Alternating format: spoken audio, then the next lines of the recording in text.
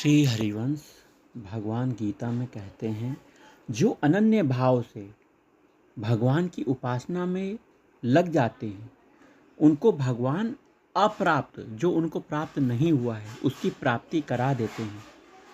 चाहे वह प्राप्ति लौकिक हो अथवा पारलौकिक, भगवान उसको करवा देंगे। शर्त क्या है? अनन्य भाव से भगवान की उपासना में लग जाए। अनन्य का क्या मतलब है? कहीं और मन ना हो उसका, कहीं और मन पत्नी में, पुत्र में, धन में, परिवार में, पद प्रतिष्ठा में या फिर शरीर में, कहीं उसका मन ना हो।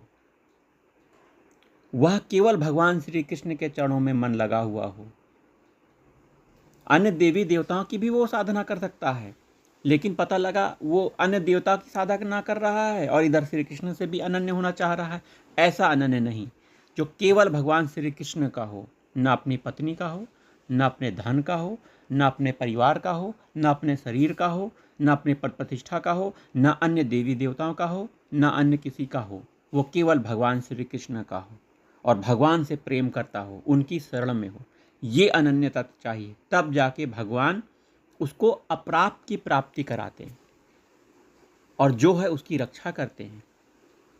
लौकिक प्राप्ति में भगवान उसके शरीर तथा कुटुंब परिवार के निर्वाह का प्रबंध कर देते हैं तथा उनके कुटुंब की रक्षा भी करते हैं। परंतु इसमें एक विलक्षण बात क्या है?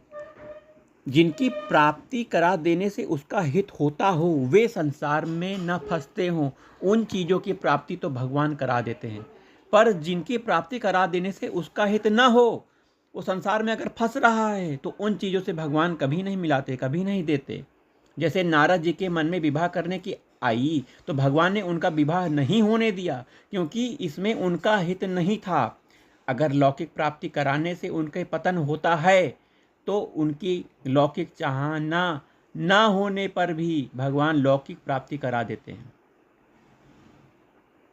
लौकिक पतन अगर ना हो रहा है, जैसे ध्रुव जी ने पहले सकाम भाव से भगवान की उपासना की और उपासना से उसके मन में सकाम भाव मिट गया, तो भगवान ने उसको 36,000 वर्ष तक के लिए राज दे दिया और ध्रुवलोक का लोक भी बना दिया, का भी बना दिया। तात्पर्य है कि उनको अलौकिक पारलौकिक चीज तो भगवान देते ही हैं, पर लौकिक चीज से उसका भला होता है तो लौकिक चीज की प्राप्ति भी भगवान करा देते हैं। जो भक्त भक्ति भाव से पत्र पुष्प फल जल आदि भगवान को अर्पण करता है, भगवान उसको खाते हैं, भगवान उसको ग्रहण करते हैं। भाव क्या होना चाहिए? प्रेम का भाव होना चाहिए।